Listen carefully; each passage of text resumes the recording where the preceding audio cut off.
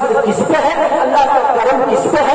ہمارے علماء فرماتے ہیں انبیاء کرام پہ اللہ کا انعام ہے، رسول اللہ نظام پہ اللہ کا انعام ہے، صحابہ کرام پہ اللہ کا انعام ہے، تابعین پہ اللہ کا انعام ہے، تبع تابعین پہ اللہ کا انعام ہے، صالحین پہ اللہ کا انعام ہے، شہداء پہ اللہ کا انعام ہے، علماء حق پر اللہ کا انعام ہے۔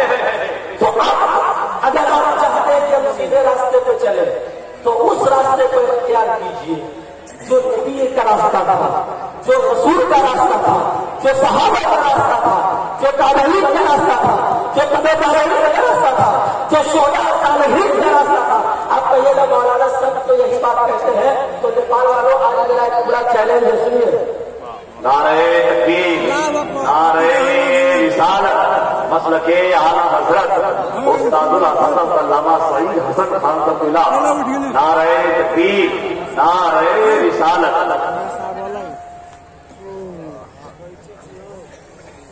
بہت بڑے حضرت آ گئے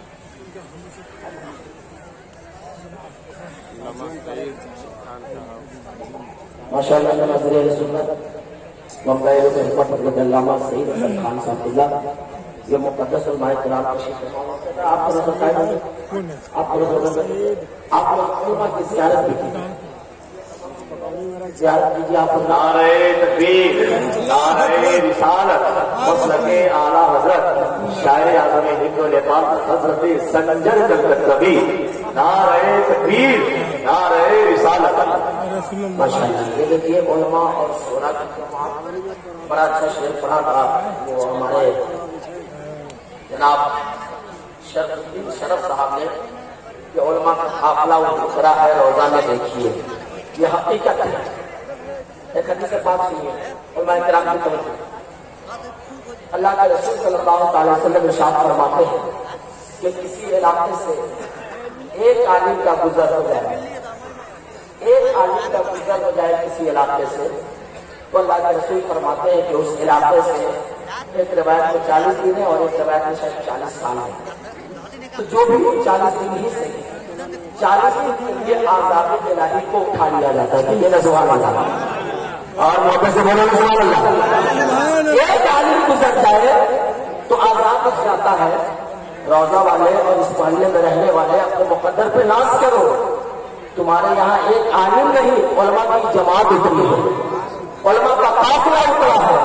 یہ علماء کرام وہ علماء کرام ہیں جسے آپ حقیق سمجھ سکتے ہو، مگر جس نبی کا کلمہ پڑھتے ہو اس نے کیا فرمایا معلوم ہے کہ یہ علماء وہ ہیں کہ جو ان کے ساتھ بیٹھے گا، نبی فرماتے ہیں وہ میرے ساتھ بیٹھے گا۔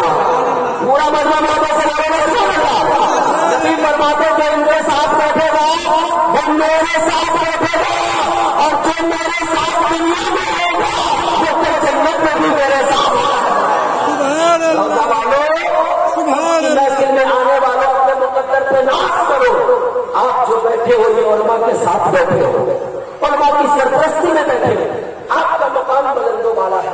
تو اللہ تبارک و تعالیٰ نے جو فرمایا کہ سیدھے راستے پر چلو، سیدھا راستہ وہ ہے جس پر اللہ، میں اپنے وضو سے ہٹوں گا نہیں، جس پہ اللہ کا انعام ہے، اللہ کا کرم ہے، اللہ کا فضل ہے۔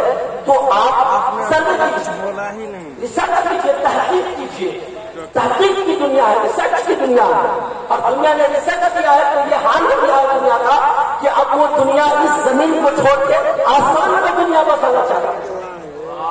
تحقیق کر کے، ریسرچ کر کے، تعلیم حاصل کر کے، مگر ہماری قوم آج جلسے تو خوب کراتی ہے، مگر تعلیم کا معاملہ اتنا بد سے بدتر ہو گیا ہے کہ جس بچے کو مدرسے میں یا اسکول میں ہونا چاہیے وہ بچہ ہوٹل میں ہوتا ہے یا پتھر کاٹتا ہے۔ میں ابھی آیا تھا مدرسہ ضیاء العلوم کا حضرت مولانا رحمۃ اللہ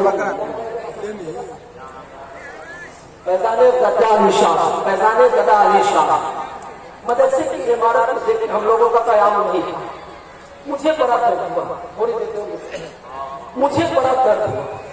یہ جلسہ جو آپ نے کرایا ہے میں سمجھ سکتا ہوں اس میں کتنا خرچہ آپ نے کیا۔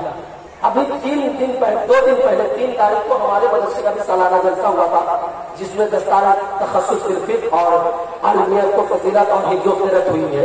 1 دن کا جلسہ ہم لوگوں نے کرایا ہے، تو ہم لوگوں کو معلوم ہے کہ جلسہ کرانے والے کے اوپر کیا بھیجتی ہے۔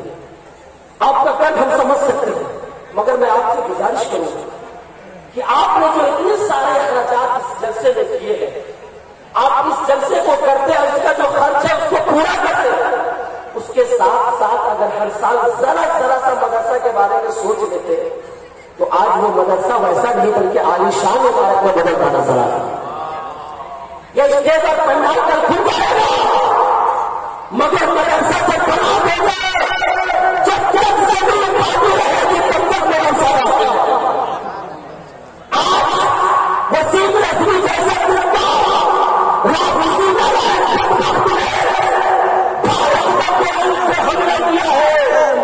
نیپال والوں نے یہ صرف بھارت والوں کا مسئلہ نہیں ہے، جب بھارت کورٹ میں اس پٹیشن کو داخل کیا گیا ہے، یہ صرف بھارتی مسلمانوں کا مسئلہ نہیں ہے، پوری دنیا کے مسلمانوں کے غیرت ایمانی کو للکارا گیا ہے، چاہے وہ بھارت کی زمین ہو، چاہے نیپال کی سرزمین ہو، چاہے لندن اور پاکستان کی سرزمین ہو، جہاں مسلمان ہے سب کے غیرت ایمانی کو اس نے للکارا ہے۔ میں جانتا ہوں یہ بات، اور مجھے معلوم ہے کہ ایک وسیم رضوی کا اگر ایسا کتا پیدا ہو جائے تو اسے نسلیں تو مل سکتی ہے، مگر قرآن کا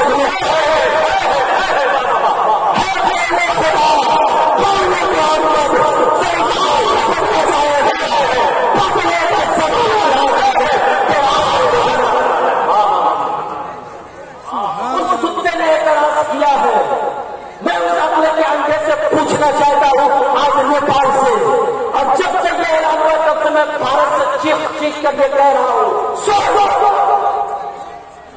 تم نے قرآن کی 26 آیتوں کو بدلنے کی کوششیں کی ہے، مگر کاغذ سے تم ہٹا سکتے ہو، لگا سکتے ہو، اس کی چھپائی پابندی لگا سکتے ہو، مگر مدرسے کی چٹائی پر بیٹھ کر دال روٹی کھا کر جن بچوں نے اپنے سینے میں قرآن کو بسایا ہے، کیا تم اسے گزر سکو گے؟ تم اسے ہٹا سکو گے؟ ساری دنیا کے کھانے کا چلا گئے، سارے پابندی لگا گئے، اور کہ ہر کوئی میں کھڑا ہو کے قرآن دل سے سنائے تو میرا یقین ہے سرزانے کے بارے کا چھوٹا سا بچہ کھڑا ہوگا، پورا اپنے بچوں کو حافظ قرآن بنائے، خود قرآن پڑھے، قرآن پہ عمل کرے، احتجاج اپنی جگہ پہ ہے، جلوس اپنی جگہ پہ ہے، کمیٹس اپنی جگہ پہ ہے، مگر اس کے ساتھ ساتھ یہ بھی ضروری ہے کہ ہم اپنے اندر تبدیلی لائیں، اپنے اندر بدلاؤ لائے، ورنہ آپ کو معلوم ہے آج سے برسوں پہلے کتے نے آزان پہ حملہ کیا تھا اور یہ کہا تھا سونو نگم نام کا مردود، اور یہ کہا تھا کہ آزان کی آواز سے ہمیں ڈسٹرب ہے، آپ آزان پہ بین لگاؤ، آزان بند کرو۔ ہم نے کیا کیا تھا؟ احتجاج کیا، چکے جام کیے، جلوس نکالے، کمنٹس کیے، اخبار بازی کی، مگر اس سے فائدہ کیا ہوا؟ کچھ فائدہ نہیں ہوا، اس سے ہمارے مسئلے کا حل نہیں ہے۔ آج ایک وسیم رضوی نے کیا ہے، ہم آج بھی اگر صرف احتجاج کریں گے، صرف جلوس نکالیں گے، صرف چکے جام کریں گے تو کیا فائدہ ہوگا؟ احتجاج کے ساتھ ساتھ، جلوس کے ساتھ ساتھ، دھرنے کے ساتھ ساتھ اپنے اندر تبدیلی پیدا کرے، اور ظالم جسے مٹانا چاہتے ہیں تم اس کی حفاظت کرو، اور قرآن کی حفاظت 40واں پیدا کے نہیں ہوگی، پرسی اور تیزے پیدا کے نہیں ہوگی، بیٹیوں کو جہیز میں دے کے نہیں ہوگی، قرآن کی حفاظت کا قرآن کرتے اور اس پر عمل کرنے سے بات بہت ساری ہے۔ اگر میں اس پہ گفتگو کرو تو ایک لمبا وقت نکل سکتا ہے، اور آپ دیکھ رہے ہیں اور میں کرام ممبر شریف پہ بیٹھے ہوئے میرے بعد کئی خطاب آپ کو سماعت کرنا ہے۔ میں نے کہا کہ بس مجھے صرف اپنا نصیبہ جلانا تھا، اپنا سویا ہوا مقدر بیدار کرنا تھا۔ آپ کی محبتوں نے آواز دیا، داتا سرکار گدا علی شاہ نے کرم کیا تو میں آپ کے پاس پہنچ گیا، ورنہ میری کیا بسات کہ میں یہاں تک پہنچ پاتا۔ چلتے چلاتے میں اپنی گفتگو کو ختم کر دیں. الحاصل جو میری گفتگو کا مفہوم ہے اور جو خلاصہ ہے وہ یہی ہے کہ سنیے میاں، اپنے اندر تبدیلی پیدا کیجیے، اپنے اندر بدلاؤ لائیے، جلسہ جلوس کے ساتھ ساتھ اپنا کیریکٹر بدلنے کی کوشش کیجیے. جلسہ کرنے اچھی بات ہے، میں منع نہیں کروں گا، آپ کیجیے، مگر خدا کے واسطے جلسہ کے ساتھ ساتھ اپنا رولز بھی چینج کیجیے، اپنا سسٹم بدلیے. دنیا میں اگر کسی کو آئیڈیل بنانا ہے تو بمبئی کے کتوں کو مت بناؤ، بلکہ رسول اللہ کو اپنا آئیڈیل بناؤ، صدیق اکبر کو اپنا آئیڈیل بناؤ، عمر فاروق کو اپنا آئیڈیل بناؤ. اور سب سے پہلے نکلے تو سوال پیش کرتے ہیں جس نبی کی امت کتنی اچھی ہے اس کا نبی کتنا اچھا ہوگا، اور جس کا نبی اچھا ہوگا اس کا خدا کتنا اچھا ہوگا. اور میرا دعویٰ ہے آج بھی وہ جو بڑا ہی سائمہ پیدا آپ کر سکتی ہے، اللہ سے گلستہ پیدا ہو اگر اللہ پہ موسیٰ کے جیسا اعتماد تو میاں نیل کے دریا میں پھر سے راستہ ہو جائے. چیلنج پیدا کرو اپنے اندر، دیکھو زمانے کا مڑتا ہے یا نہیں مڑتا ہے، تبدیلی پیدا کرو. آپ کی اجازت ہو قرآن مجید سے میں 100 سے اوپر میں سمجھا سکتا ہوں. آپ یہ ضروری نہیں ہے کہ اسٹیج پر سے ہی قوم کی تبلیغ کی جائے، آپ فردن تو سمجھانے کی جو بات ہو رہی ہے یہاں تک ایک مسئلہ سنیے اور بھائی کا ایک مسئلہ سنیے، انہوں نے ایک مسئلے کی آپ وضاحت کر دی ہے اور یہ کہتا سرکار گدا علیشا کا فیضان ہے، بولے سبحان اللہ، دادا رحم علیشا کا فیضان ہے، بولے سبحان اللہ، دادا بہار علیشا کا فیضان ہے، بولے رسول اللہ. ہاتھ اٹھاؤ، سب لوگ ایک مرتبہ نبی کے نام پہ کھڑے ہوئے، کھڑے ہوئے سب لوگ ایک مرتبہ نبی کے نام پہ کھڑے ہوئے، جلدی سے کھڑے نبی کا راستہ دیکھو.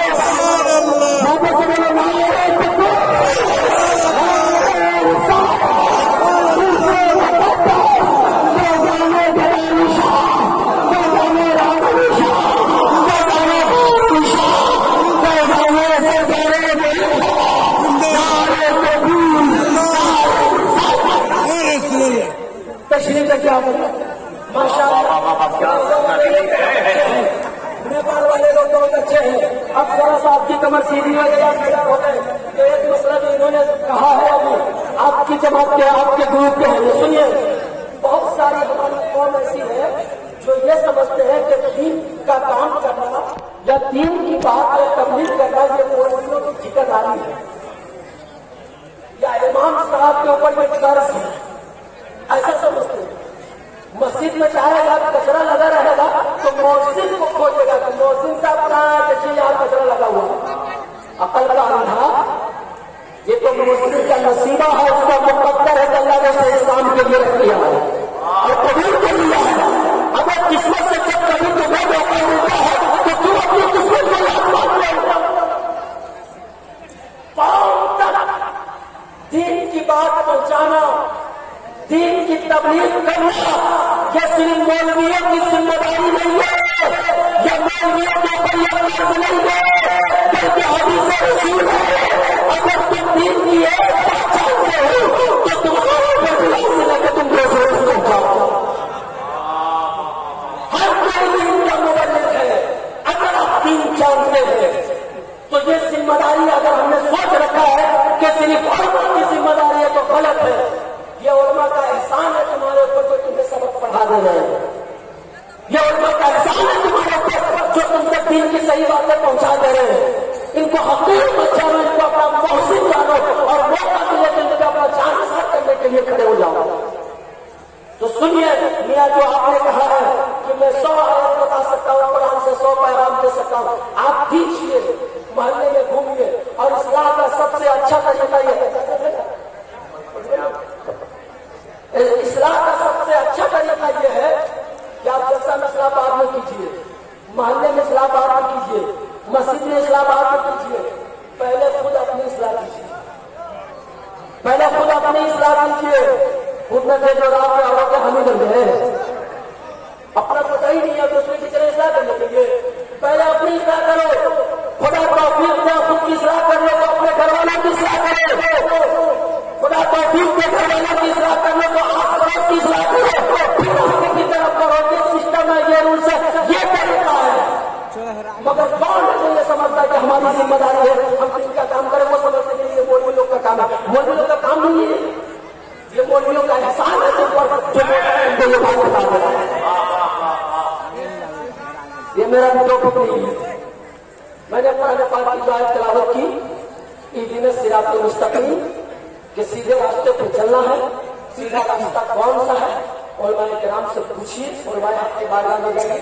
دنیا میں آج کے ڈیٹ میں جتنے بھی ہوتے ہیں، جتنے مذاہب ہیں، جتنے ادیان ہیں، سب کہیں نہ کہیں پر جا کر ڈسبیلنس ہے.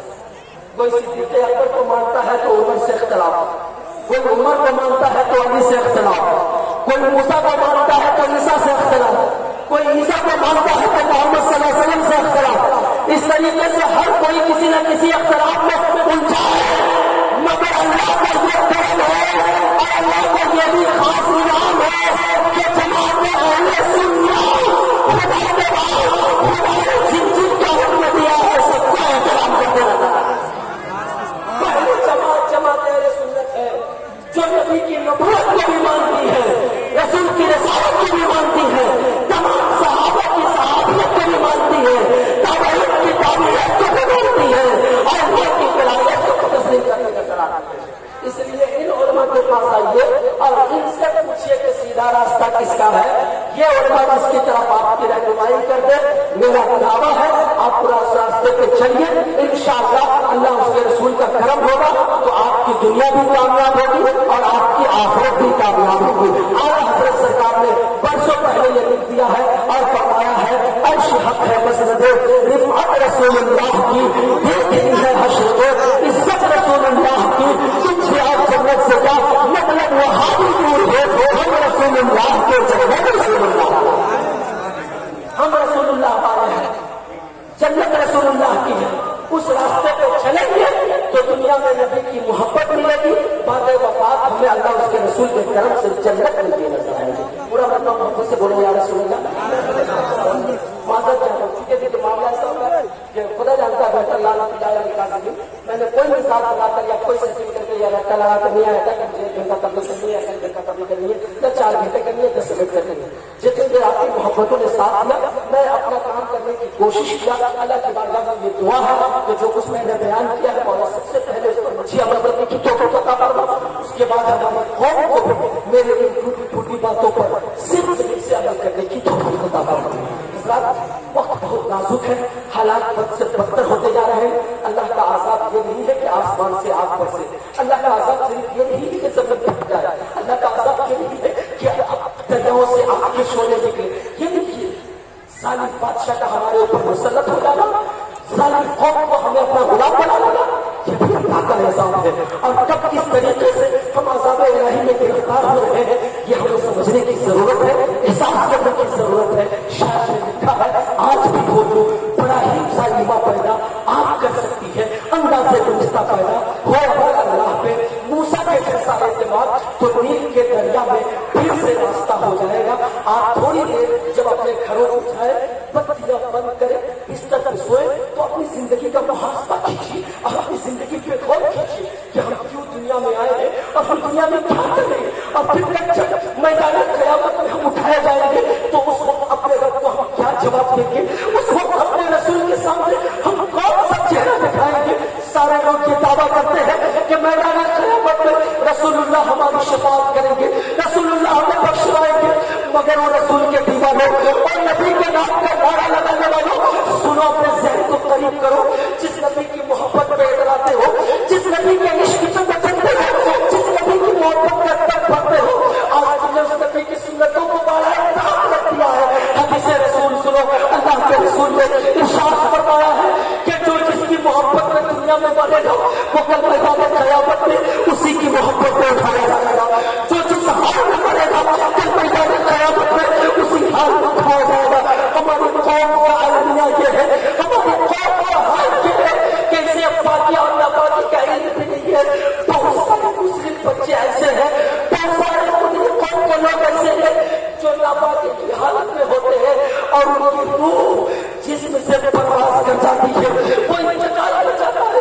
ویسے کہ چونکہ 5 منٹ میرے نمازت کے ساتھ 5 منٹ آپ مجھے بتا دیجیے. اللہ نے چاہا کہ 5 منٹ میں آپ کی زندگی بدل سکتی ہے. اگر آپ بدلنا چاہیں گے تو اللہ کا کرم ہوگا. تو سنو, آپ میں سے بہت سارے لوگ ایسے ہیں جن کا انتقال ہو جاتا ہے, وہ پاک تک نہیں رہتے ہیں, ناپاک ہوتے ہیں, اور ناپاکی کی حالت میں ہی اس کی موت ہو جاتی ہے. بولو ناپاکی کی حالت میں تیری موت ہوئی ہے. رسول اللہ نے فرمایا ہے جو جس حال میں مرے گا اسی حال میں اٹھایا جائے گا. کل میدان قیامت میں اللہ اس کے رسول کے ساتھ اگر ناپاک گھر پہ لیے گئے تو بولو کیا مجھے کہو گے؟ تم کہتے ہو کہ رسول کی امت ہے, میدان قیامت میں نبی ہماری شفاعت کروائیں گے. نبی کے پاس جاؤ گے, یا رسول اللہ شفاعت کروا دیجیے, بخشش کا پروانہ دے دیجیے.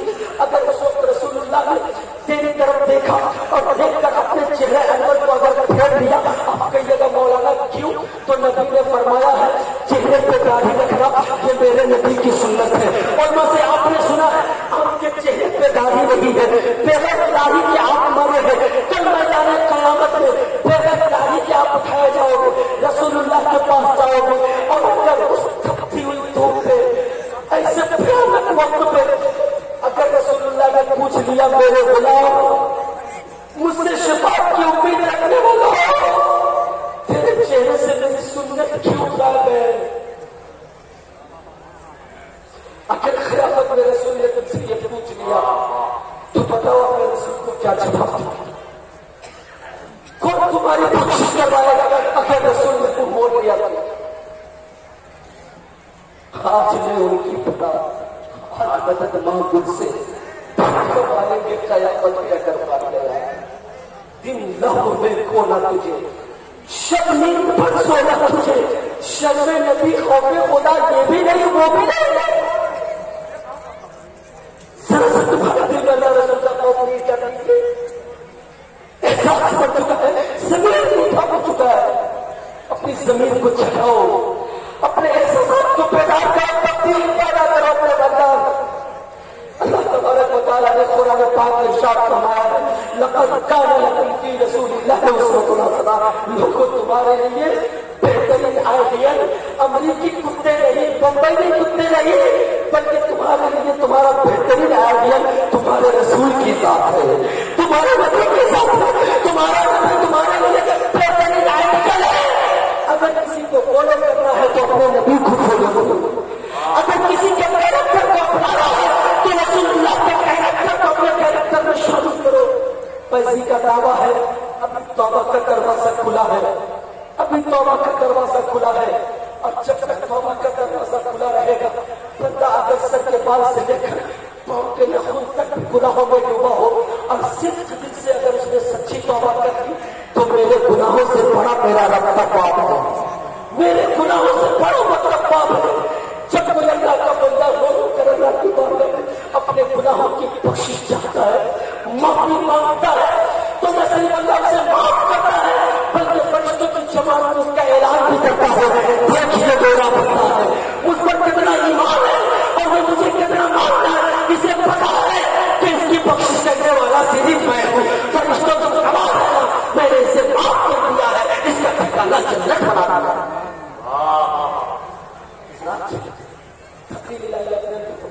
بدلیے اپنے آپ کو, ورنہ وہ دن دور نہیں ہے.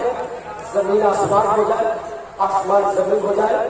روزانہ کسی نہ کسی کی میتیں ہو رہی ہیں, روزانہ کوئی نہ کوئی مر رہا ہے, مگر ہم وہی بے راہ رہنے کے شکار بنے بیٹھے ہوئے ہیں, وہی آوارہ گردی, وہی عیاشی, وہی موج مستی. اللہ تبارک و تعالیٰ کی بارگاہ میں دعا کرتا ہوں مولا تمام لوگوں کو احکام شریعت پر, سنت رسول پر عمل کرنے کی توفیق عطا فرمائے. میری تقریر کا حصہ وہ رہ گیا ہے, اجازت آپ بالکل نہیں ہے, اس لیے میں معافی چاہتا ہوں. مگر میں یہ دعویٰ کرتا ہوں آپ جنہیں ضرور چاہیے ثبوت چاہیے وہ پرسنلی طور پہ میرا نام غلام ربانی ہے, میں کلکتہ شہر شہید عبداللہ بن مسعود میں ہوں.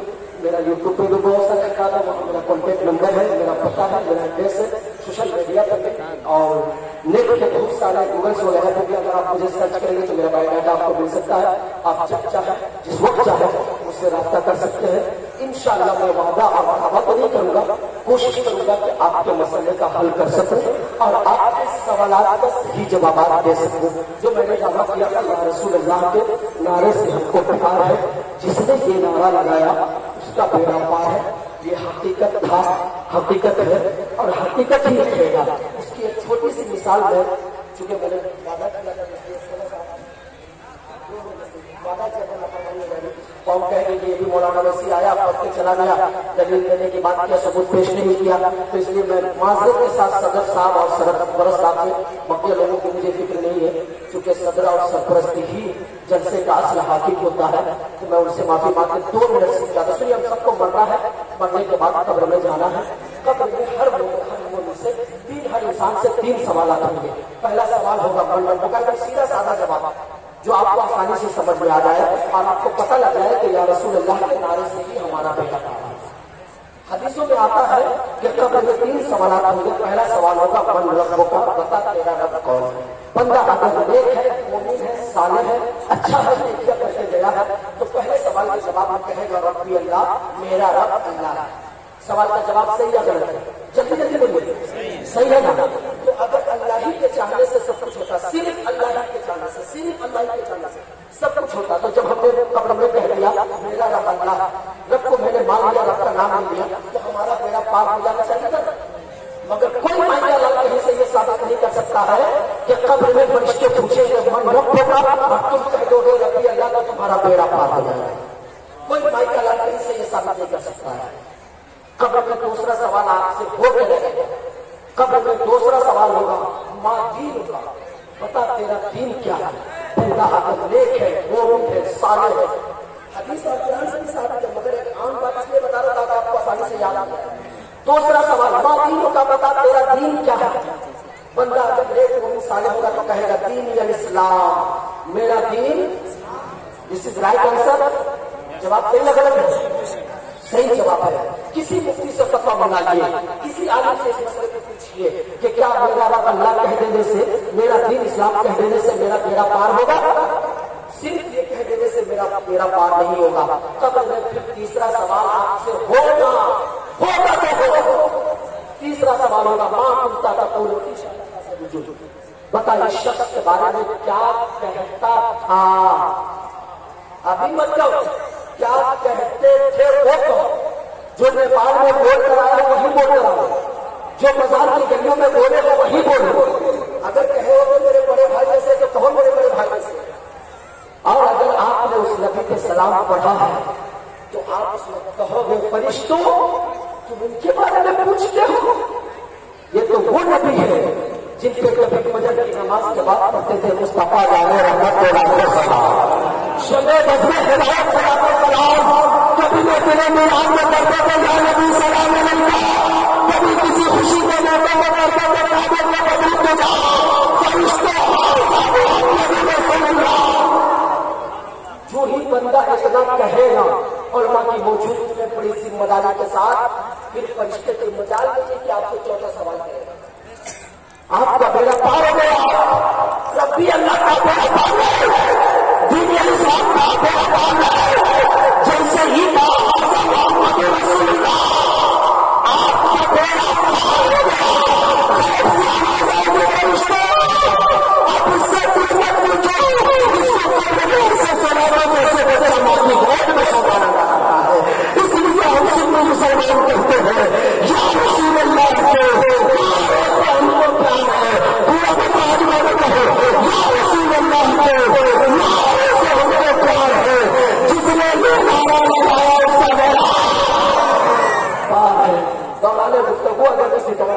کوئی غلطی عمدن قصدن صاحب لفظ ہو گئی ہو کسی بھی وجہ سے، تو اس سے اور میری اب تک کی زندگی میں جو بھی جانے انجانے میں جس سے گناہ سرزد ہوئے ہیں، میں اپنے سابقہ تمام گناہوں سے بھی آپ سب کو اور ان مقدس علماء کرام کو گواہ بنا کر سچی توبہ کرتا ہوں. رب میری توبہ کو قبول فرما. اگر آپ چاہتے ہیں تو آپ بھی میرے ساتھ مل کے پڑھیے استغفر اللہ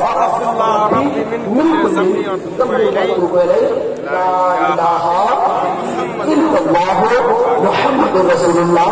اسلام زندہ باد، محبت رسول زندہ باد. یہ قصہ لطیف ابھی ناتمام ہے. جو کچھ بتا ہوا آغاز بات. السلام علیکم ورحمۃ اللہ.